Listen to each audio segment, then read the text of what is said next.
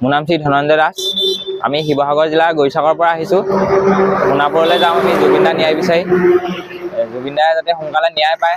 আজি 4-5 মাহ উকলি গ'ল, জুবিন দাই কোনো ন্যায় পোৱা নাই। দোষীক শাস্তি দিব লাগে। আমি ৰানিং কৰি আহিছোঁ শিৱসাগৰ জিলাৰ পৰা। আজি আমি নগাঁও জিলাৰ এই কলিয়াবৰত পাইছোঁহি। আজি 5 নম্বৰ দিন, 25 জানুৱাৰী তাৰিখৰ পৰা আহিছোঁ আমি। বাকী মোৰ লগৰ ৰঞ্জন বৰা আৰু এওঁ প্ৰণৱজ্যোতি গগৈ। আজি এতিয়া আমি গৈ থাকোঁ যিমান দূৰ পাৰোঁ। জুবিন দা তাত গৈ আমি গামোচা লৈ আহিছোঁ। গামোচা এখন দিম, চাকি বন্তি জ্বলাম আৰু মনৰ আশাবোৰ পূৰণ কৰিব জুবিন দাক তাকে ভাবিম। আমাৰ অসমৰ এজন ভগৱান আছিল তেওঁ, সেয়েহে আমি বহুত আশা লৈ আহিছোঁ জুবিন দাই যাতে ন্যায় পায়।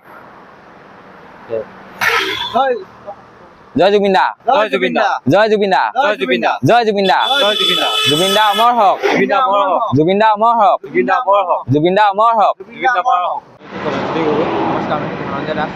আমি জানুৱাৰী 25 তাৰিখে আহিছিলোঁ আমাৰ হিয়ামতি জুবিন দা সমাধি ক্ষেত্ৰলৈ সোণাপুৰলৈ।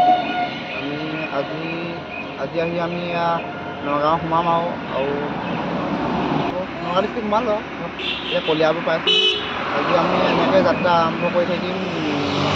আমি আজি ৰহামানলৈকে পাৰিলে চেষ্টা কৰিম যাবলৈ ৰাতি এইটো সেয়া জুবিন দাৰ ন্যায় বিচাৰি আহিছোঁ আমি।